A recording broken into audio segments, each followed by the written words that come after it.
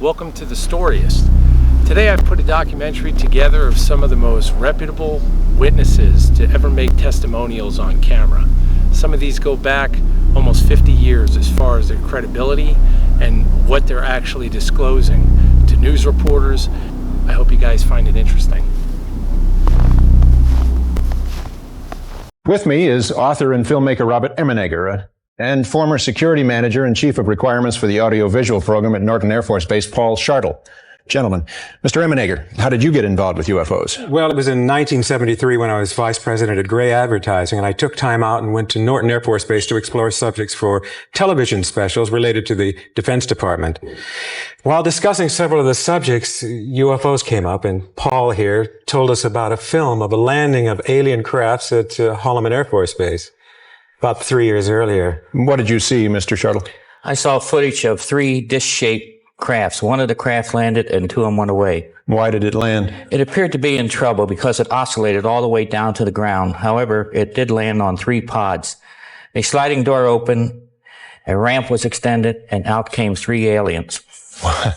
What did they look like? Well, they were human-sized. They had odd gray complexion and a pronounced nose. They wore tight-fitting jumpsuits, thin headdresses that appeared to be communication devices, and in their hands, they held a translator, I was told. A Holloman base commander and other Air Force officers went out to meet them. You actually saw these aliens on the film? Yes. This film footage sounded very, very special, and we wanted to use it as the ending of our television special. And did you? Was it in your special? Well, although the Pentagon had been very, very cooperative all the way, at the last minute, the film was confiscated and we lost the whole finale of our show. But what I saw and heard was enough to convince me that, the phenomenon of UFOs is real, very real. Mr. Shartle, what did your superior officers tell you? I was told it was theatrical footage the Air Force has purchased to make a training film. Well, that sounds plausible, doesn't it? Well, if it were a theatrical film, why didn't I have a record of this? It was my job to keep accurate records of all audiovisual purchases. Is there any other reason that you feel this was not a theatrical film? Yes, it was too real. The people who were shooting that day were Air Force personnel. Lucky for us, the day they were shooting, they were doing an acceleration test. Yeah, well, it's too bad we couldn't get that footage from the Air Force. 6 years later, Cooper again encountered a UFO. This one definitely was not a weather balloon. While supervising flight testing at Edwards Air Force Base, his military camera crew actually filmed an unidentified saucer-shaped object landing near the site. As they were sitting there filming, a little saucer came from, I say little saucer, it was a saucer, came flying over their heads, put down 3 little landing gear and landed right out on the dry lake bed. And they picked up their cameras and started over toward it, filming as they went. And when they got in fairly close to it, it lifted up, put the gear back in the wheel wells, tipped up, and took off at a great rate of speed. And so they came into my office and told me what had happened, and I sent them over to develop the film, and then had to go through all the proper regulations of reporting this, and we wound up having to send the film forward to Washington in the base jet airplane, and I don't know whether anyone's ever seen it since. Now, the vehicle that you just described, how similar was it to the very first sighting that you had back in 1951? Quite similar. It was basically the same plan-form vehicle. They were double saucer, lenticular. But if you're going to be going in and out of atmospheres like Earth or other places might have, you certainly need a little more aerodynamic type of vehicle. And the saucer has the capability of going through the air at tremendous rates of speed and handling the bow and trailing wave without making shock waves. So it can be very silent while traveling at big rates of speed through the atmosphere. We've just come out of the most destructive war on the face of the planet, World War II, 50 million dead. We had just barely gotten beyond that, and suddenly, according to documents, there were mysterious objects maneuvering in American airspace. UFO researcher and lecturer Robert Hastings has spent 22 years studying the United States' interest in and reaction to reports of UFOs. Hastings has concluded that not only is the government fooling the American public, they've been fooling themselves.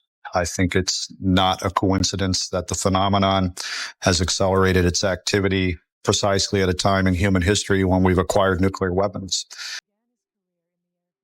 Retired from service in 1963, Wendell Stevens has since earned an international reputation as one of the world's foremost UFO investigators, having published well over 20 books on the subject. His interest in the phenomenon was established in 1947 when he was transferred to Alaska and placed in charge of B-29 crews flying missions over the Arctic. When I got to Alaska, I found that my additional duty, I was assigned there as an assistant base operations officer, completely out of my specialty. My specialty was technical engineering. As an assistant base operations officer, and my additional duty was supervising a team of civilian technicians from Wright Field, where I had just come out of, that were installing special equipment aboard the B-29s that were flying their target profiles are over all the B-29 crews had their targets in Russia, and they carried them home with them. They had them with them all the time so they could get on an airplane in 5 minutes and have the targets with them. They were required to fly a profile mission on their targets over the Arctic in Arctic airspace and their Arctic conditions at least once, and every crew was rotated through Alaska to do this. My team was installing special equipment to look for anomalous aerial phenomena, is what the Russians were calling it. We were calling them flying saucers. We were looking for surges in the electrical system. We installed surge detectors in every system on the B-29. There's 5 or 6 different electrical systems. We installed magnetic detectors in the lines. We installed cameras in positions that didn't have, all the gun positions on the B-29 already had 16 millimeter cameras in them. But we installed other cameras that looked forward and looked aft. We had handheld cameras. We had even 35 millimeter movie cameras and a big 70 millimeter movie camera that could be used. And they also had a Fairchild 8x10 camera that was a big thing like this. It took a picture on an 8-inch by 10-inch negative. So all of that stuff was carried aboard the airplane, and after the operation people briefed the crews, then after the weather people briefed the crews, then the Coast and Geodetic Survey people briefed the crews, then I had to brief the crews on the equipment that my team had put aboard and how to use it and what it was for. And if they got anything when they came back, they were debriefed in the same order. And if they had experienced anything, they'd be turned over to me last, and they'd tell me what they experienced one by one. And while they were doing that, my crews would be downloading the cartridges, cassettes, and film cans, and all of those things we had. And if they had had an experience of any kind that was unique and important, the data would all be boxed in a metal box looked like a little footlocker, about that long and about that wide and about that high. And that was padlocked on a lieutenant's wrist and flown out to Washington every night on a courier. And he had to go to a certain office that had a key to take it off to unlock him and turn him loose. And they kept the box and sent it back on the next courier flight. We had several of those, and this was how the data was transmitted to Washington. We never had no way to read it. We couldn't develop that. We could, but they weren't allowed to develop the film, to read the tapes, to look at the movie camera film. Nothing. But you were hearing stories.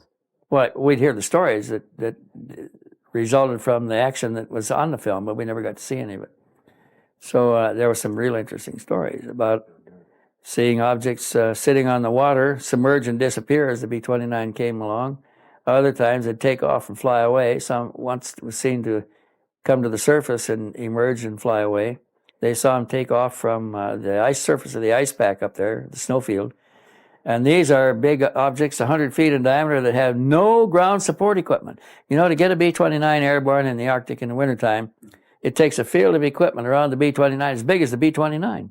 Well, here were bigger craft sitting on the snow up there with no ground support equipment that take off and fly away at high speed.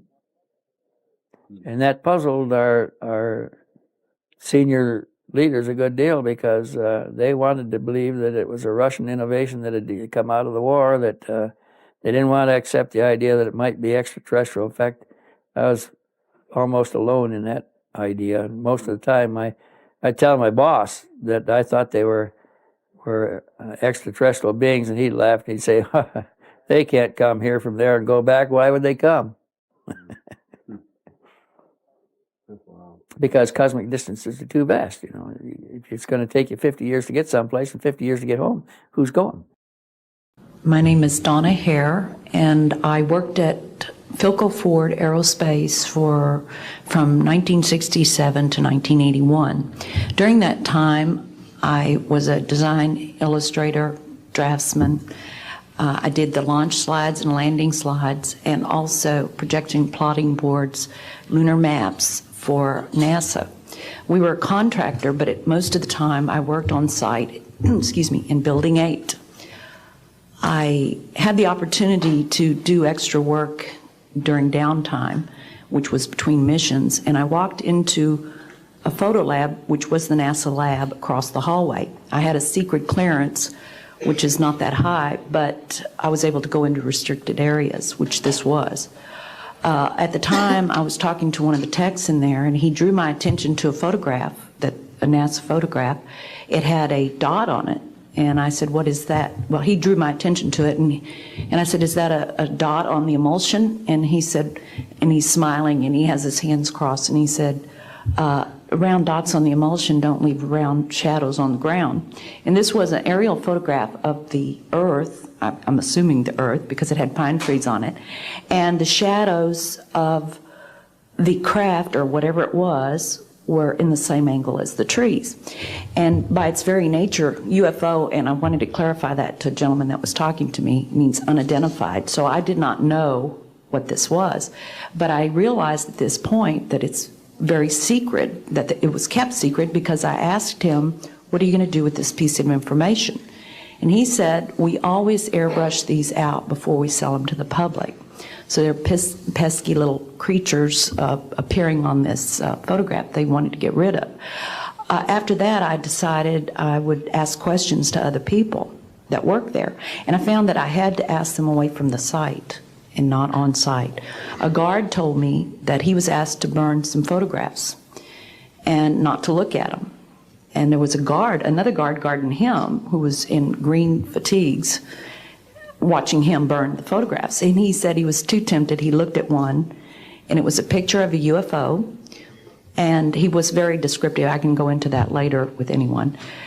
He immediately was hit in the head, and he had a big gash in his forehead. He was knocked out, and he's terrified, so he would have to be protected.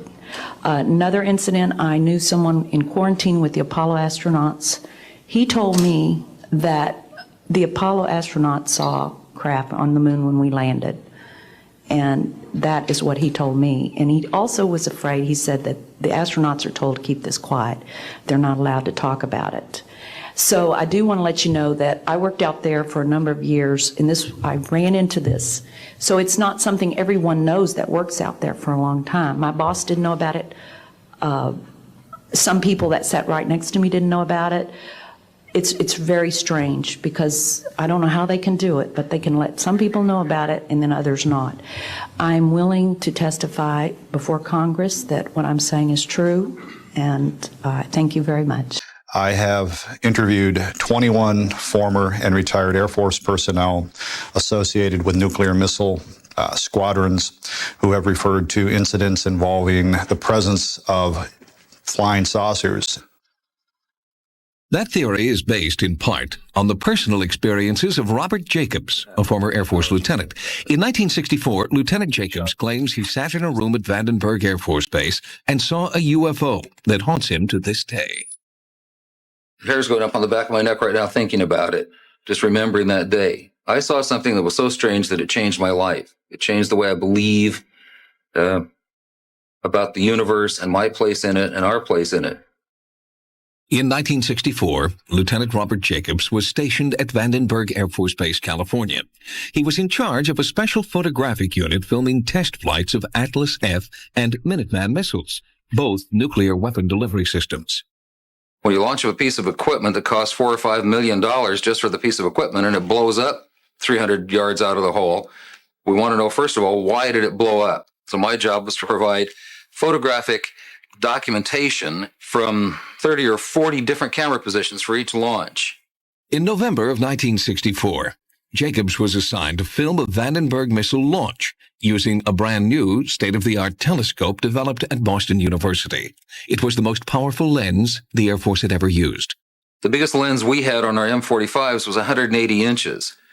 This telescope had an effective focal length of 1,200 inches, so you can see that it's enormously bigger. It was so big, in fact, that when the missile left Vandenberg with the Boston University telescope, in one single frame, just the bottom 3 engines on an Atlas F filled the frame. That was from a distance of about 130 nautical miles. In a top-secret mission, the telescope was flown in from Boston aboard a Hercules aircraft. This is actual footage shot by Jacobs' unit and only recently rediscovered in his archive. The telescope was so large, it had to be hauled to its site in an 18-wheel big rig. Jacobs' crew assisted the telescope's inventor, Walter Manning, with the installation of the lens. The camera was perched on a bluff in Big Sur, 130 miles from the launch site. We walked onto the missile and we saw all 3 stages of powered flight.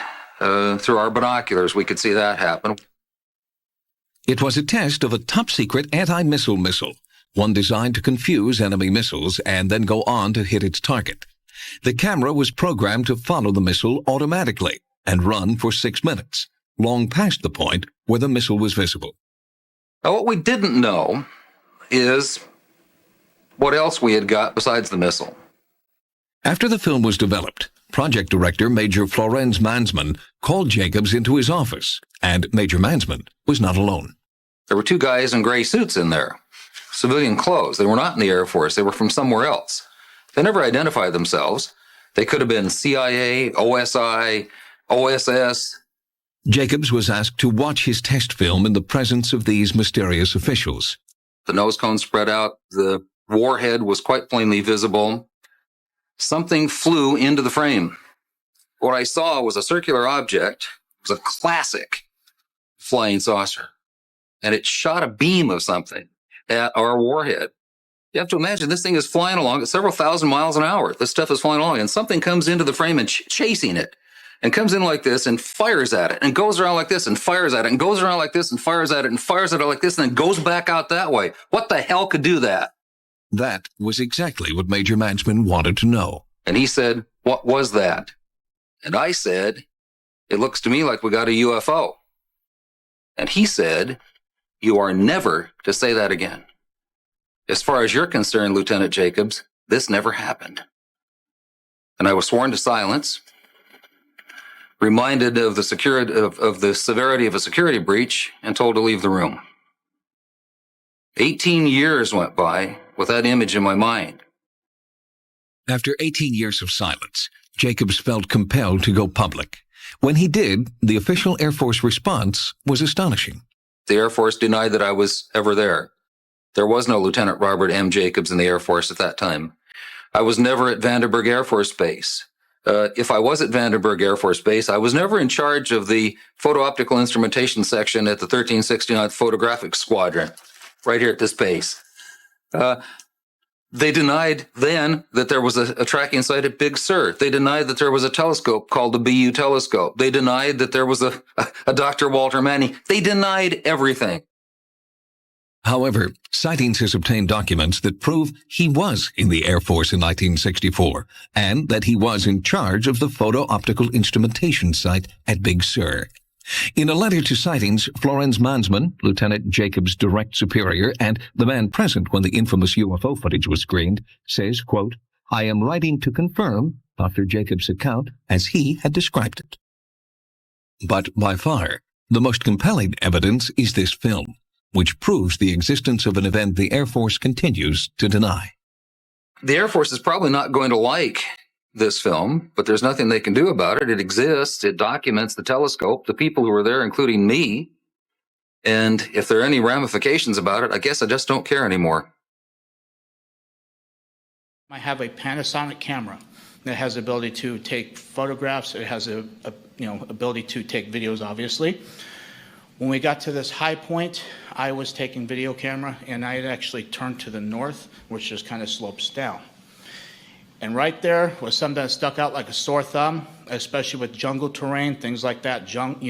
Vegetation, very green stuff, was something that stuck out so well. It's always going to be basically imprisoned in my mind for the rest of my life, and it has been for 14 years, was something that was rotating, and it was transitioning between colors like a light matte gray as well as a dark matte black. So in between, that's what it kept, and it was very smooth.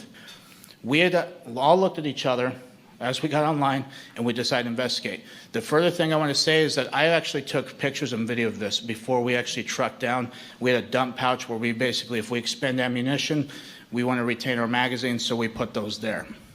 So I dropped my camera in there, and we decided to go down. We didn't have any communications, which was weird, and that was a very odd thing, and it's something that either could have been good that we didn't, or it could have been something that could have been very bad. And it just however you want to look at that.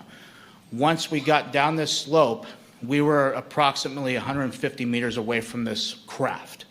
When we all got to the point where we could see it, just like behind here, again, Mr. Schratt, phenomenal job. You can see that the craft here actually was roughly about 300 feet. And the reason why I know this is because you could fit 3 of the helicopters that we flew in on underneath this craft. It was rotating a clockwise motion. The panels here that you see, the black ones, at least 3 of them, was like a Vanta black, very dark. I have no idea what that was. On the very top, there was like a pyramid structure that you could see the shadowing of it, which would elicit that was a pyramid structure. And it had an audible hum to it, kind of like a guitar amp if you were to unplug that, or like a transformer. It's very audible. If I was to hear that sound again, I could tell you, okay, it's probably this thing or something similar to that. It's very distinct. And the way that it was floating, which was about 10, 15, 20 feet off the ground, it was kind of a very eerie thing to see because I've never seen anything like that in my life. As I got up there, like I said, I was going back and forth. These guys are still searching our stuff. They're still, pointing their weapons at us. And after the last 2 trucks that I saw that actually got into that platform unloaded, they had 4 guys in each truck that would unload everything. However they did it, I can't tell you because, again, I was focused on this as well. And these trucks drove off. As that happened, this platform actually rose up off the ground itself. The top part of the craft actually met it down in the middle like this, and it formed into one solid piece. It floated right above the tree line. As soon as it was able to break that tree line, it actually had on the corners of each of these, which was an octagonal shape craft, by the way, on each corner it emanated a light. It was either red, yellow, green, or blue. Only those 4 colors I can distinctly remember. It didn't make any additional high-pitched sounds when it rose up. Once it got past that tree line, it shot over to the left, basically where the ocean was, at so fast, I would estimate probably 3, 4, 5,000 miles an hour instantaneous like that. There was no rotor wash, no exhaust that would disturb the trees, vegetation. The coconuts that were on these trees were not even touched. It produced no sonic boom. This thing was so fast. So as we're going to go ahead and fast track to a couple days later, which we end up in Subic Bay, which is like the party town in the Philippines. So we had 3 days there of liberty. The first night I come back, because we had to report back to the ship each night, we were not allowed to stay out in town. My rack was on my camera was on my rack, and the memory card that was in it was out. And my battery was out of the camera, missing as well. So all of that was missing. The only thing that was there was the camera. Mind you, I had my locker secured. I had other stuff that was basically piled on top of that camera. So whoever did it knew what the hell happened. As far as I'm concerned, it may sound circumstantial to some, but as far as I'm concerned, it's proven. As part of the disclosure project, there was Donna Hare, a NASA photographic scientist who had up to secret clearance. Was in Building 8 of Johnson Space Center, she says in her testimony, and that one of her colleagues was doing some photographic work, invited her over to look at it, and she saw high-res satellite imagery, maybe 0.5 above treetops. I think it was like a white disc, and she at first thought, oh, it's a blob in the emulsion, some kind of fault with the photographic process. And he said, well, look, blobs in the emulsion don't have perfectly formed shadows going in the same direction as the trees, etc., etc. All the detail was there. And she basically was saying that they had this whole place in Building 8 for airbrushing out UFOs on a regular basis, because they then, sell on their imagery to universities and the like. And having been all over other NASA installations already, I assumed the blank password scanning method would work the same in Johnson Space Center, and it did. Once I was in there, I used various network commands to strip out the machines that were in Building 8. And got onto those, and the very first one I was on literally had what she said. I can't remember if it was filtered and raw, processed and unprocessed, but there was definitely folders whereby there was a transformation in the data taking place between one and the other. These folders were full of images in a proprietary NASA format, or in a format I'd never seen before, no JPEGs or GIFs. They're also 200 to 300 megabytes in size, and being on a 56k dial-up modem, there's no way I was going to download it. It's like 5 minutes per megabyte. So what I did, the remote control program that gives you graphical control of the machine, turned the resolution right down, turned it down to I think 4-bit color. And then on the desktop of the NAS machine, navigated to the folder, double-clicked on the first image. The application launches, the image comes up on the screen, but it's still very, very slow. And what I saw, I was hoping to see exactly what she was describing, saucers and very definite imagery. And what instead I saw was, I assume it was the Earth. This was in sort of shades of grey, but you had the Earth's hemisphere, I think about 2/3 of the screen. And then halfway between the top of the hemisphere and the bottom of the picture, there was a classic sort of cigar-shaped object, but with sort of golf ball domes, geodetic domes, above, below, and this side, and I assume the other side as well, so to the left and right as well, and with very slightly flattened cigar ends. No seams, no rivets, no sort of telemetry or antennae or anything like that, and it just had a feeling of not being man-made. There was none of the sort of size of man. So in essence, it was a craft, is what you're saying? Yeah. And when I first saw the top half of it, I thought, oh, well, it's a boring satellite picture or something. But as more of the thing was revealed, it was obvious it wasn't like any satellite I'd ever seen. Wow. And I've been space mad since I was about 14, so I've seen lots of pictures of satellites. Okay, so you knew what you were looking at to some degree. Today, Rex Heflin is living outside of San Francisco, and when I found him, he had a story he wanted told. A story that began as just another day on the job and turned into something historic. Investigating traffic conditions. I was checking the area, and tree limbs had grown over some of the warning signs. It all started early in the afternoon of August 3rd, 1965. Rex Heflin was working as a traffic investigator back then, on assignment near El Toro Air Force Base in Orange County, California. I had the camera ready because I wanted to photograph of these trees and the obstruction. That's when he noticed something in the sky. I knew it was something different. It was not definitely not a helicopter or an aircraft as we know them. And it didn't seem to have too much altitude, and it crossed over in front of me, and I picked up the camera and took the first picture at that point. And it continued to hover in a slow motion to the right side, where I got 2 more pictures. Rex made copies of the photos and shared them with friends. As word spread, a local newspaper did a story on the photos. The story drew the attention of top-secret military officials. These days, we call them Men in Black. There's a couple of really strange-looking men that were here, and they kind of freaked everybody out, and they were asking questions about you. And of course, now I'm getting a little bit nervous, and I'm like, what are you talking about? And he said, well, he goes, I don't know how to describe them except for extremely odd looking. They were the exact same height, they were wearing the exact same clothes, and they had the exact same faces, like they were twins. And he said they were wearing black suits, black trench coats, they were wearing like the old-fashioned fedora hats, they had extremely pale skin. And he said they came in and they asked for you. And I said, I'm sorry, he's actually not working today. And it seemed like they didn't believe me, so they started to walk around the hotel, and shortly after they went to the tour desk. But he goes, they freaked me out, and I really wanted to tell you that there were these weird guys in here looking for you. So of course now I'm a little bit skeptical and a little bit freaked out all at the same time. So the first thing I do is I run into my security office and I rewound the cameras, and sure enough, here comes 2 gentlemen through the front door looking exactly how he described.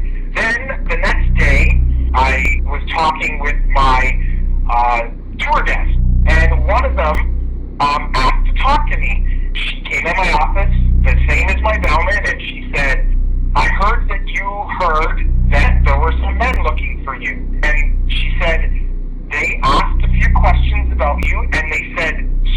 strange things that I didn't understand. And they were talking about governments and conspiracies, and none of it made any sense to me. But she goes, they were very, very scary. She said they had no eyebrows, no eyelashes, nothing. Their hair looked like they had a wig on, like it was attached to their hat, like it wasn't even real. And she said, and the scariest thing, their eyes were so big and so blue that they almost hypnotized me a little bit. And she goes, and you're going to think I'm crazy when I tell you this, but I swear they knew what I was thinking. And she started to cry, and she said one more thing before she left. She said, these men, they didn't blink. Not once did I see them blink. So after that, the other thing that was also notable with that was each of the Marines that were with me also had their cell phones taken that they brought. Even though they didn't bring them on the mission, all their stuff was missing. The other stuff, the other people in the actual platoon never had their stuff touched. It was only us 6 that were affected. So fast tracking back when we returned back to Okinawa, one day I had got a call from the duty that was in the barracks. Each barracks has like a duty of Marines that are, making sure there's still order, things like that. He had been told that I needed to go up to the CP, so he informed me, so I had hightailed it up there. And oddly enough, there was nobody in the building, except for one gentleman who was wearing Air Force dress blues that was missing a name tag, which I understand in Air Force policy or regulations that they were supposed to wear a name tag, and he did not have that. I gave him the proper greeting of the day, gave him the salute. He had pulled me into an office, and he has said, you are not allowed to tell anybody in your chain of command. I don't care if it's a general. I don't care if it's anybody. You are not allowed to talk about what happened. You can go to prison for this, or you could be killed. So he slid over a non-disclosure agreement, and it had 2 things that I can recall to this day as I quickly skimmed through it, because, again, I had thought we were going to forget about this whole mess. And one was said TSSCI, and the other said Indonesia. There's only 2 things I can recall out of that. So I was forced to sign that. I signed it, and I had got the hell out of there as quick as I could. Before I did that, I tried to ask him who he was, and he would not tell me who he was. So I hightailed it back, and I have not spoken about it ever since I was able to recently because what the law passed. But that is my account for you guys. This is also an urging for anybody in Washington, D.C. who's a political figure. Please get this under control, because there are people who are either being hurt or killed by this, and it's something that needs to be addressed. Please. The people who identified themselves as being from NORAD came. The men asked for Rex's original Polaroids. They didn't know he'd made copies. But they sort of demanded them. And so I let them have the pictures. I thought, why not? In the meantime, Rex also made history in a different way, when the photos reached a wide, young audience.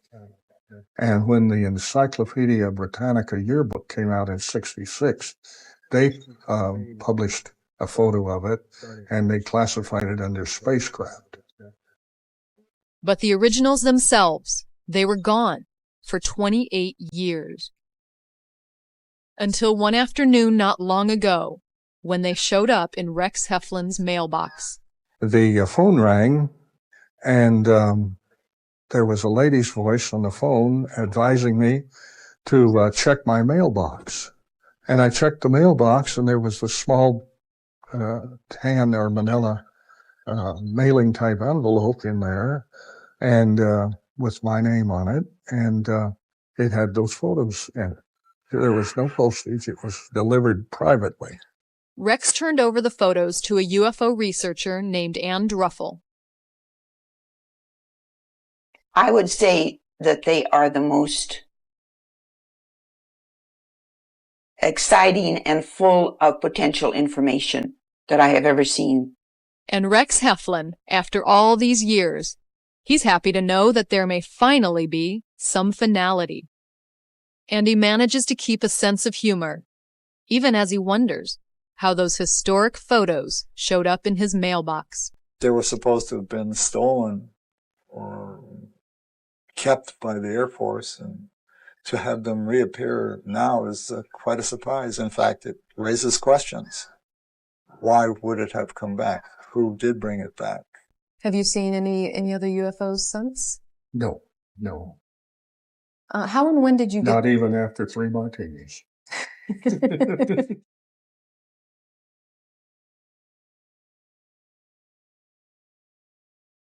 There's the original front page. Photos snapped within moments, taken here in the backyard of the Trent farm in McMinnville. The local newspaper sold thousands of copies across the country. Linda Saylor and Tammy Gokenauer remember their parents' account of what happened. Mom was feeding the rabbits, saw something, hollered at Paul, and Dad's instinct was to go get the camera. And then the saucer was gone.